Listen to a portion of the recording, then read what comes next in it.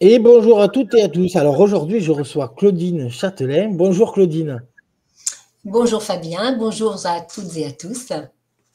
Alors aujourd'hui, Claudine, elle va nous parler de son livre, donc Au bord de la forêt, et j'ai écouté et j'ai rêvé aux éditions LC. Alors avant tout ça, Claudine, présente-toi un petit peu. Alors qui tu es, toi, Claudine? Qu'est-ce qui t'a donné envie d'écrire? Et surtout, cet ouvrage assez, je dirais, original finalement, parce que voilà, tu vas nous le présenter ensuite. Alors, qui es-tu, toi, Claudine? Qu'est-ce que tu fais peut-être dans la vie, si tu veux nous le dire? Et tes passions? Voilà, explique-nous un petit peu tout ça. D'accord. J'en profite aussi pour remercier mon éditrice, Cécile Langlois, qui nous a inscrits à ce salon. Merci Cécile. Alors moi, je suis thérapeute et en tant que thérapeute, je m'inspire des travaux de Carl Gustav Jung. C'était un psychiatre. Et à ce titre, je me suis intéressée surtout à l'analyse des rêves et à la mise en œuvre du dessin projectif. Alors, qu'est-ce que c'est le dessin Ah, projectif? explique-nous un petit peu ces détails. Voilà. J'ai fait la place à mon tableau. Ça, c'est un tableau que j'ai fait. Et ça D'accord? s'appelle une peinture projective. Et d'autres l'appellent peinture intuitive. Voilà. Alors, écoute, je vais te mettre tout de suite dans le vif du sujet, si tu veux, Fabien. Qu'est-ce que tu vois, toi, dans ce tableau? Alors, moi comme ça, je verrais, moi, alors les petits traits me font penser un petit peu à un feu d'artifice, peut-être des fleurs derrière, tu vois, un petit peu, voilà. Moi, dans mon imaginaire à moi, je vois, voilà, un parterre de fleurs avec un feu d'artifice coloré, je sais pas, voilà, quelque chose à travers une vitre, peut-être, des choses qui coulent de l'eau, qui laissent apparaître différentes couleurs, je sais pas, voilà. Ça me fait penser un petit peu à, voilà, ça, oui, oui, réellement. D'accord. Et alors, en fait, pourquoi ça s'appelle peinture projective? C'est parce que tu m'as parlé de toi. Tu t'es projeté dessus. Donc, en toi, il y a tout un feu d'artifice, il y a plein de belles fleurs. Bravo, Fabien. Bravo. Ah, bah, c'était Voilà. naturel, hein, c'est ce que je Oui, voyais moi. Je n'ai pas cherché à aller plus loin, mais voilà, au premier abord, c'était un petit peu ça. d'accord. Donc là, tu nous parles de ton jardin intérieur, de tes fleurs intérieures que tu as cultivées à l'intérieur de toi. C'est très joli. Merci. Merci beaucoup. Donc, c'est ce qu'on appelle une peinture projective où D'accord? chaque personne va voir quelque chose de différent dedans parce qu'il va parler de lui, en fait, de ce qu'il voit de lui sur le D'accord. moment présent. Et sinon, comment on fait une peinture projective ou un dessin projectif? Eh bien, par exemple, on a une émotion. Je sais pas, moi, je vais te dire la colère. Il peut t'arriver à un moment donné d'être en colère dans ta vie. Eh bien, quelle couleur a la colère pour toi? D'accord. Ouais, c'est plutôt noir, quoi. Enfin, moi, Plutôt c'est. noir. Ouais, alors il y en a qui disent rouge, voilà. Et Ouais, donc, en ouais. fait, je suis en colère. Je vais m'installer à ma table de dessin tranquillement. J'ai pas besoin de savoir dessiner, c'est ça qui est merveilleux. Et du coup, je vais prendre le crayon de couleur noire pour toi. Et puis, je vais laisser ma main dessiner. C'est pas moi qui décide de dessiner quelque chose, c'est ma main qui part toute seule et je la D'accord. suis et je la laisse aller. Et au bout d'un moment, je sens que j'ai besoin d'une autre couleur. Donc, je prends cette autre couleur, je continue avec l'autre couleur et encore et encore et encore jusqu'à ce que je sente que j'ai déposé l'émotion. Et là, je regarde ma feuille et je vois qu'il émerge quelque chose, soit des personnages, soit des paysages un peu abstraits, soit des animaux, beaucoup aussi. Et là, ça me fait du bien. J'ai déposé quelque chose et c'est le principal. Donc, je peux rester avec ça, même l'afficher dans ma cuisine, le regarder plusieurs jours pour m'en nourrir. Ou alors, je peux aussi aller voir un spécialiste comme moi pour essayer d'aller plus loin. D'accord. Voilà. Alors, là, tu nous as expliqué un petit peu ce que c'était la peinture projective. Donc, toi, quand tu le crées, en fait, quand tu le crées, c'est ce que toi, tu ressens au départ, en fait. Et après, chacun peut, en le regardant, imaginer ce qu'il veut en fonction de son état d'esprit, ses émotions, bref. Parce que moi, je vois ça aujourd'hui, mais peut-être dans un autre état d'esprit, je verrais autre chose, j'imagine. Exactement. Exactement. Il y en a qui voient un volcan, enfin, il y a des gens qui voient des choses complètement différentes de toi. Ouais. D'accord, voilà, parce que chaque être humain est unique, c'est obligé. Mais alors, et du coup, alors quel lien tu vas nous faire? Alors, quel est le lien donc du coup avec ton livre? Ton livre, c'est un petit peu ça aussi, en fait?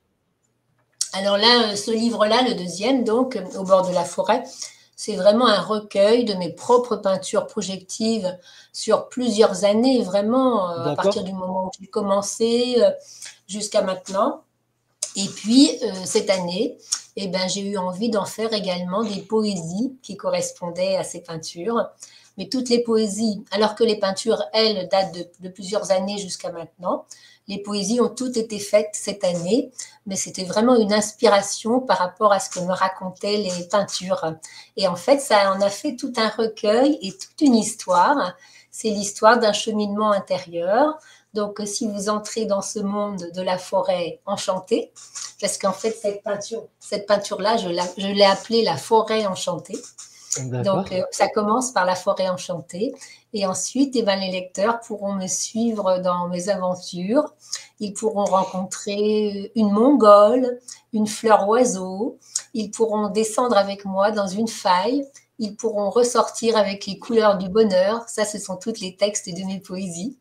Jusqu'à s'apercevoir qu'on fait tous partie de l'univers. Et oui, tout à fait. Alors voilà, c'est ça aussi.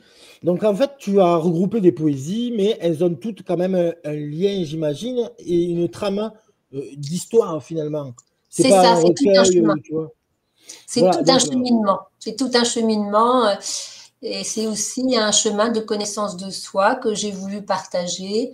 Ce sont des ressentis, des émotions que j'ai voulu transmettre et chaque personne pourra s'y reconnaître également. voilà. Alors là, on peut parler d'un livre aussi d'art. Ce que j'appelle d'art, c'est on a aussi de la peinture, on a de la poésie. La poésie, c'est quand même assez artistique quand on le, tu vois, quand on le lit, c'est moins c'est du roman, des choses comme ça. Et tu as associé poésie et art finalement, et ton art qui est voilà. Et toi aujourd'hui, la peinture projective en tant que thérapeute, tu t'en sers pour aider les gens aussi. C'est un Oui, tout à exercice fait. que tu donnes et ça peut Oui. aider. Alors, pour présenter un petit peu ça aussi, tu agis sur quoi en fait? Parce que des gens qui viennent te voir, c'est quoi la gestion des émotions, des choses comme ça? Comment tu peux nous présenter C'est un bien peu? plus fort. C'est bien plus fort que ça. Bien sûr, c'est la gestion des émotions en premier et c'est accessible à tous. Il n'y a pas besoin de savoir Ouais, dessiner et ça, c'est très important. Mais en plus, ça fait partie d'un dialogue, de ce que j'appelle un dialogue avec son inconscient. Parce qu'en fait, quand on dessine comme ça, quand on laisse sa main dessiner, eh bien, en fait, c'est l'inconscient qui répond. Pardon. Et donc, en fait, moi, je suis analyste jungienne et Jung nous a appris par l'analyse des rêves et des dessins projectifs à dialoguer avec notre inconscient. Et il faut te dire que l'inconscient, ça représente 90% de nous. Jung utilisait la métaphore de l'iceberg pour expliquer cela. Tu sais, l'iceberg, tu as 10% au-dessus et 90% en dessous. Et en fait, notre conscient représente 10% et tous les d'accord. 90% de nous, c'est de l'inconscient. Alors, s'intéresser à ces dessins et à ces rêves, c'est s'intéresser à ce qui vient du plus profond de nous-mêmes. Et ça peut expliquer bien des réactions que nous avons dans la vie quotidienne. D'accord. Et du coup, alors, je ne vais pas appeler ça des pathologies, des choses comme ça, mais qu'est-ce que tu peux, comment tu aides les gens, mettons, juste pour qu'on puisse cibler un petit peu. Tu as des exemples, par exemple, comment tu peux, voilà, juste pour qu'on comprenne un petit peu, tu vois, ce cheminement et aussi ce que ça peut débloquer chez les gens, comment ça peut les aider, tu vois. Et j'imagine que ce livre aussi, finalement, on peut comprendre, tu vois, ça nous fait voyager aussi, si on l'aborde comme tu nous expliques là, en disant ben, qu'est-ce que je vois là, clac, la poésie, on peut essayer de, comme tu dis, l'inconscient et puis se mettre à rêver aussi un petit peu. Tout à fait. Ben, je vais te donner un exemple. Par exemple, la dernière fois que j'ai fait un atelier de dessin projectif, puisque j'organise des ateliers de dessin projectif, il y a une personne qui avait eu des graves soucis de santé, qui allait mieux, mais qui était un petit peu perdue, ça avait tout bousculé, tout son monde, etc. Et elle nous a sorti un dessin avec une figure très, très énigmatique. Et en fait, je lui ai montré la photo de la déesse de la sagesse. Et en fait, sans s'en rendre compte, sans le connaître, elle avait reproduit la photo de la déesse, enfin la tête de la déesse de la sagesse. Ça voulait dire qu'elle était en train, bien sûr, qu'elle se sentait complètement perdue, parce qu'elle était en train de se transformer, Ouais. en fait, tout simplement, mais qu'en fait, elle avait au fond d'elle la déesse de la sagesse qui était en train de surgir et de l'aider. Alors, ça, Et c'est un peu ça, flou. Hein. ouais, et ça, c'est un soutien énorme pour les gens, et ça leur permet de voir les choses complètement autrement et de façon beaucoup plus large que leurs petits soucis habituels. Oui, voilà, tout à fait. Alors, ça, c'est quand même assez, comment dire, intriguant aussi dans le fait que finalement, la personne, elle connaissait pas forcément la déesse de la sagesse, puis elle se retrouve à le dessiner. Donc, tu vois ce que je C'est veux dire? incroyable, C'est c'est incroyable parce que incroyable. c'est incroyable parce que, bon, on y croit ou on n'y croit pas, mais là, tu apportes, c'est une preuve vivante enfin, on peut penser, alors, chacun a ses croyances, chacun peut penser ce qu'il Oui, veut, mais là, il y a quand même des preuves, voilà, formelles, qu'il y a quelque chose qui peut influer notre inconscient. Voilà, c'est ce que tu disais tout à l'heure. L'inconscient représente 90%. Et j'imagine qu'aujourd'hui, au niveau même comment dire, de la science, etc., je dirais de la science traditionnelle, ça reste des choses inexpliquées quasiment. Le alors subconscient, non, non, l'inconscient, on est. non, non, non, depuis que les neurosciences existent, Ouais, elles confirment complètement les travaux de ce psychiatre Carl Jung. Vraiment, c'est voilà, c'est ça. complètement confirmé. Ouais, Voilà, c'est voilà, formidable. aujourd'hui, on est là. On Ouais, pouvait penser que dans les années, il y a allez, un peu moins d'un siècle, tu sais, c'était vu comme des sorciers, grosso modo. On va pas se mentir. Hein. Et ouais, aujourd'hui, c'est vrai qu'avec l'avènement, je dirais, des nouvelles technologies, de tout ce qu'on peut calculer, tout ce qu'on peut maintenant, je dirais, quantifier finalement, on s'aperçoit que ces neurosciences, etc., est-ce que tu nous parles aujourd'hui, toutes les thérapies qu'on appelait, tu vois, toutes les thérapies annexes, ouais, bon, tu vois l'idée que je veux faire, mais toutes ces thérapies-là gagnent en crédibilité puisqu'en fait, on arrive de plus en plus à prouver et à crédibiliser tous ces chercheurs qui étaient très mal vus à une époque. Tu sais, il y oui, avait, tu prends, il y avait qui encore la biochimie de Vincent, etc., la bioélectricité, etc., toutes oui, ces tout à fait. choses-là qui étaient vues comme des charlatans et au final, on se rend compte que tout se rejoint, tu vois, comme Young, etc., comme tu dis, c'est des gens qui aujourd'hui gagnent en crédibilité et des grands chercheurs et aujourd'hui se mettent à écouter un petit peu et à revoir leurs recherches aussi qui prennent de plus en plus de Exactement. place.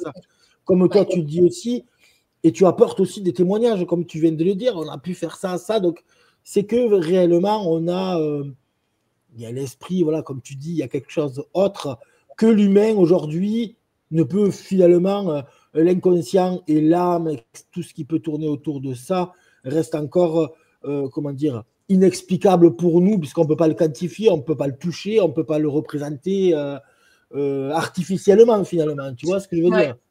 Oui, oui, Quoi qu'il complètement. arrive, ce Ouais. sont des choses encore que on comprend. Heureusement qu'il y a des thérapeutes comme toi, des gens qui, comment dire, qui arrivent à l'expliquer, le vulgariser finalement. C'est Parce ça, que c'est ça. C'est mon but, c'est mon but, c'est mon voilà, but. la vulgarisation, c'est ça aussi, c'est le C'est partager, ça. puisque des gens, les détails souvent, comment dire, je dis toujours, mon expression, c'est tout ce qu'on ne peut pas toucher, on a du mal à le comprendre finalement. Ouais. Tout ce qui n'est pas Non, non, quantifiable. mon, Mais en tout cas, mon but, bravo, parce que voilà. Donc toi, aujourd'hui, voilà, c'est vraiment ça. Des ateliers, la vulgarisation de, finalement, on peut appeler oui, c'est une thérapie finalement pour plein de c'est mots ça. pour aider les gens. Et comme toutes les thérapies alternatives que j'appelle, elles sont dédiées à des mots, des gens qu'on ressent. Et surtout, il y a beaucoup de thérapies alternatives et il faut trouver la bonne, la sienne, quoi, je dirais toujours, je C'est dis vrai. toujours. C'est vrai. Il y a des gens qui sont beaucoup moins, comment dire, à l'écoute de la tienne, par exemple, mais à l'écoute d'une autre et qui va leur faire Oui, plus de bien, tu vois. J'ai souvent entendu ça, c'est-à-dire que oui, les thérapies alternatives, il y en a un panel et vraiment, c'est en fonction de chaque être humain, son ressenti et aussi, ben, comme tu dis, son inconscient, parce qu'on est plus, comment expliquer, moi, je vais être plus sensible à quelque chose qu'un autre ne va pas être sensible, etc. Donc, voilà. Aujourd'hui, toi, tu as des gens d'une sensibilité qui la tienne et qui tu permets de les aider finalement. Donc, ça peut traiter pas mal de cas aussi, comme tu dis, la gestion des émotions. Est-ce que ça s'adresse qu'aux adultes ou tu as des enfants aussi, tu vois ce que je veux dire? Les enfants sont merveilleux. Les enfants sont merveilleux parce qu'ils ont beaucoup moins de défense que nous.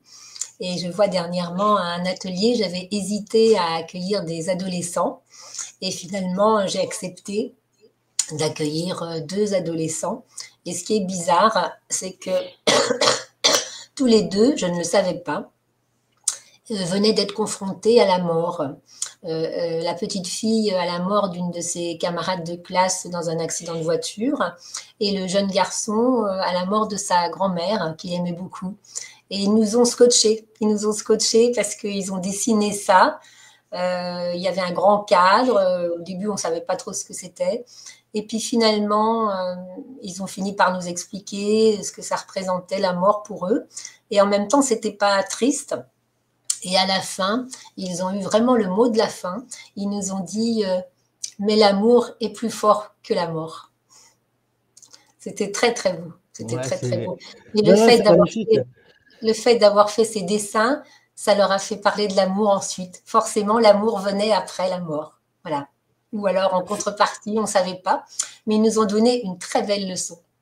Finalement, une thérapie, moi je dis toujours pareil, c'est une thérapie joyeuse, mais tu reçois souvent des gens malheureux. Et forcément, une thérapie joyeuse qui amène de la joie aux gens et du bonheur finalement pour s'ouvrir aussi, mais tu reçois des gens forcément qui ont vécu le malheur ou qui ont des soucis à Oui, un moment donné. C'est plutôt ça aussi, il faut le dire, oui, les oui. thérapies, c'est fait aussi pour se soigner, pour aller mieux C'est en surtout, soi.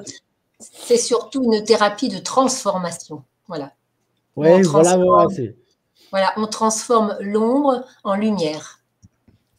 Voilà, le mot de la fin, voilà, c'est ça.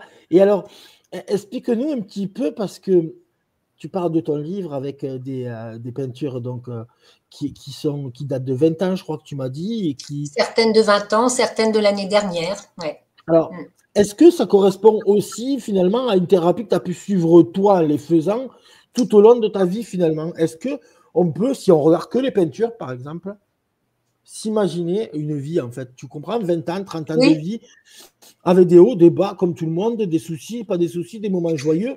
Et est-ce que toi, tu as pu re-regarder, dire, ah ben, ça, tu vois, finalement, une chronologie, finalement, dans ta vie. oui, oui, oui, oui, oui, tout à fait. En fait, ça parle de mon chemin, de mon propre chemin de transformation intérieure avec ses chutes, avec Ouais, ses renouveaux, ses transformations. Et puis, finalement, une conclusion qui dit que, bah oui, je suis la fille de l'univers et je me sens faire partie de cet univers. Mm. Oui, oui, c'était d'accord. vraiment un chemin de transformation et je pense que beaucoup de personnes pourront s'y reconnaître. Exactement. Donc, un livre, je veux dire, un livre thérapie, un livre d'art, un livre magnifique à retrouver chez les éditions LC. Donc, ça s'appelle Au bord de la forêt. J'ai écouté et j'ai rêvé. C'est ça le Oui, c'est titre. ça, Voilà. c'est ça, Donc, vous c'est allez ça. sur le site LC Éditions, vous allez le retrouver de Claudine Châtelain. Écoute, Claudine, je te remercie pour cette interview et je te Merci souhaite à toi. une excellente journée et plein de Excellent. succès. Excellente journée à vous tous et à toi. Merci.